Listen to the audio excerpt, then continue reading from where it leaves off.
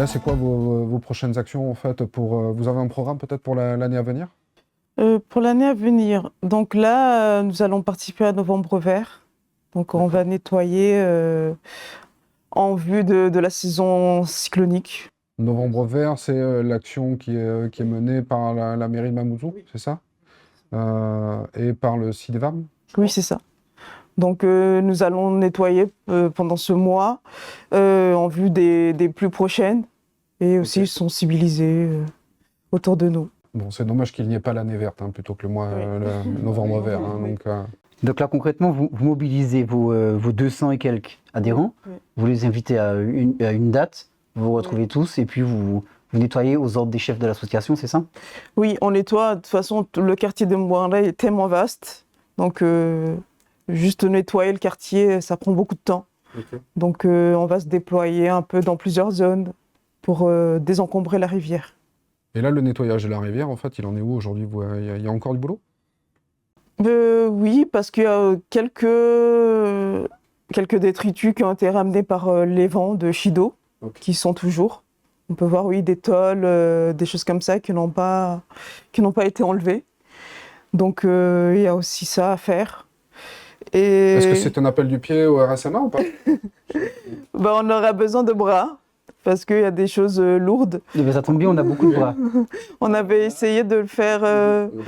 On peut déjà établir un contact, du coup, pour une prise de rendez-vous prochaine? J'allais noter, là, nous allons discuter. D'accord, nous, ça nous aiderait, parce qu'il y a des choses lourdes qu'on n'a pas réussi à enlever après Chido, parce qu'on a à nettoyer. C'est bien beau, il faut la logistique, en effet. Oui, donc, il faut savoir où les mettre ensuite. Oui, c'est ça. Nous, à chaque fois qu'on nettoie, on contacte l'Académa avant pour nous ramener les bacs. Et ils viennent récupérer le jour d'après. D'accord. Donc, c'est ce qu'on fait régulièrement. Et là, en ce moment, on a mis en place une brigade poubelle. Donc, c'est une dizaine de bénévoles qui nettoient un peu, qui nettoient la rivière. On a un petit espace où on peut stocker un peu les déchets pour que l'Académa passe les prendre. Du coup, ils veillent à ce que les chiens ne mettent pas tout sans dessous-dessous. Donc, nous avons cette petite brigade poubelle, comme on l'appelle, dans le quartier. Surtout qu'en matière de dépôt d'ordures, vous êtes pas mal sur le Sapéré, là. Vous avez des montagnes qui sont nées depuis un petit moment. Oui. Donc là, même en ce moment, dans le quartier, nous avons aussi l'association Naïma, qui est là, qui envoie ses bénévoles qui viennent nettoyer. Donc à l'entrée, on a une montagne de sacs poubelles. Donc eux aussi font un travail exceptionnel. Oui. C'est vrai. Nous, par le passé, on a pu contribuer à des actions de ce type. Nous continuons jusqu'à maintenant. Mais c'est vrai que nous avons contribué à désencombrer, par exemple, certaines plages de l'île.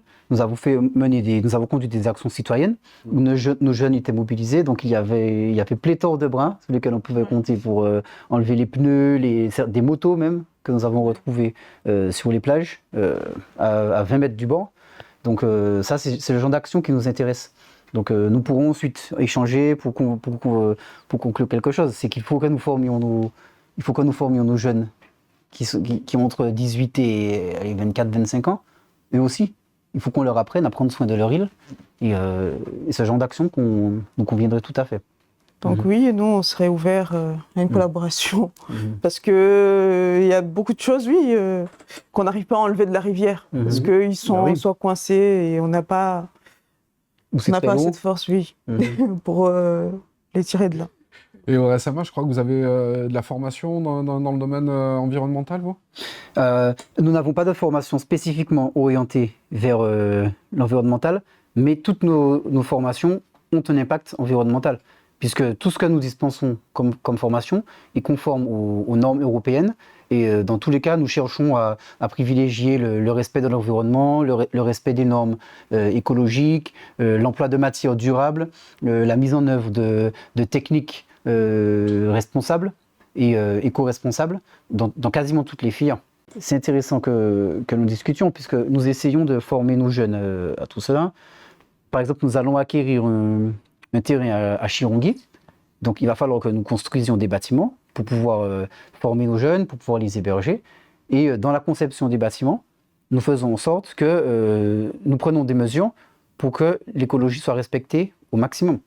Donc, mise en place de panneaux solaires, mise en place de systèmes de récupération des eaux. Dans toutes nos actions, l'environnement reste une priorité. Bon, donc on rejoint en fait ce que disait Rafa. L'idée en fait, c'est de prêcher la bonne parole en gros auprès des jeunes, hein, de les former, de leur expliquer, afin qu'eux-mêmes à leur tour donc, puissent dispenser en fait ces connaissances, ce savoir, ces habitudes, ces bonnes pratiques.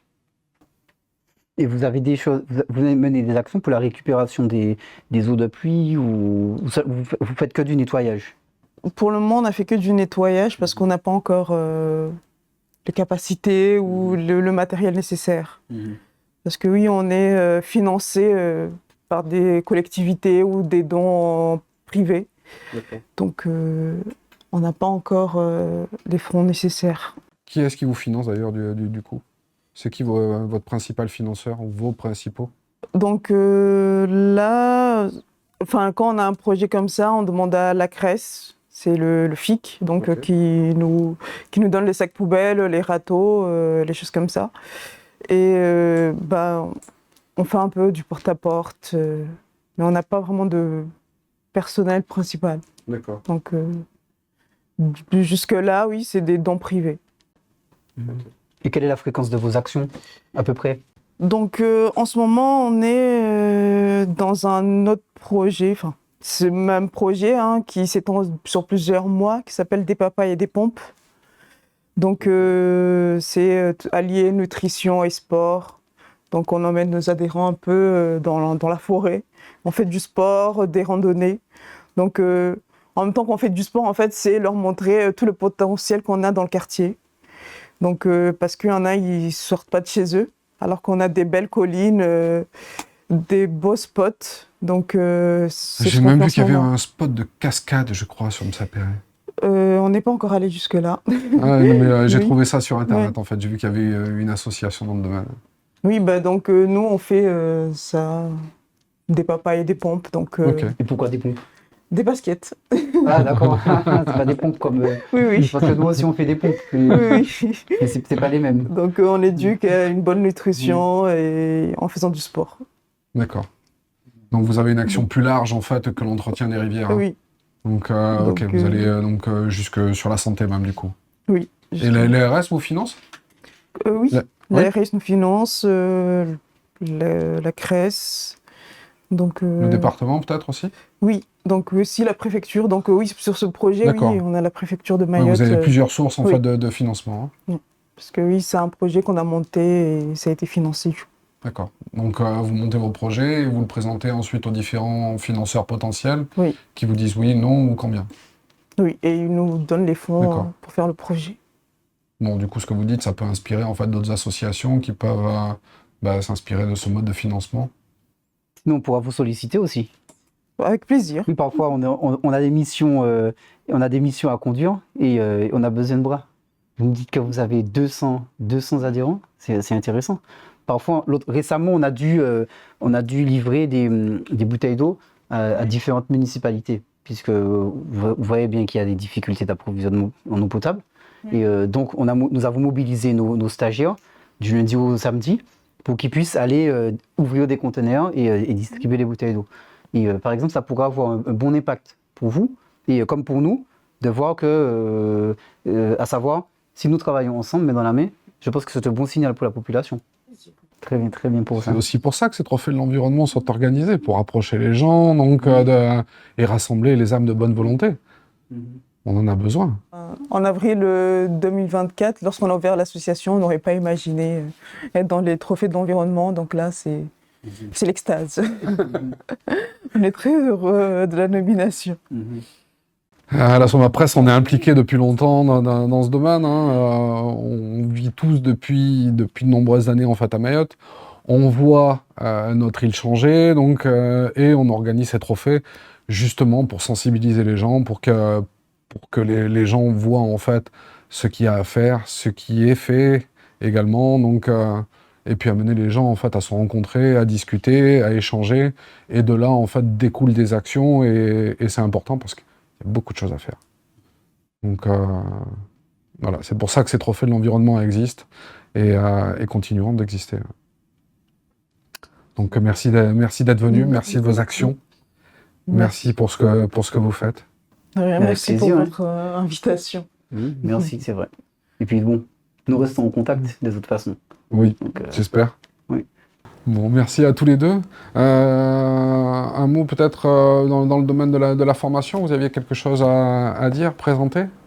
Nous formons des jeunes qui ont des compétences techniques, donc ils sont capables de faire de la plomberie, du nettoyage, de la sécurité, mais nous aussi, nous formons des jeunes, nous leur inculquons un état d'esprit irréprochable.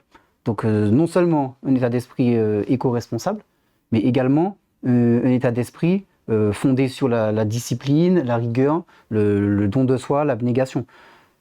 Si vous avez besoin de personnel, il ne faut pas hésiter à contacter le RSMA, quel que soit votre besoin.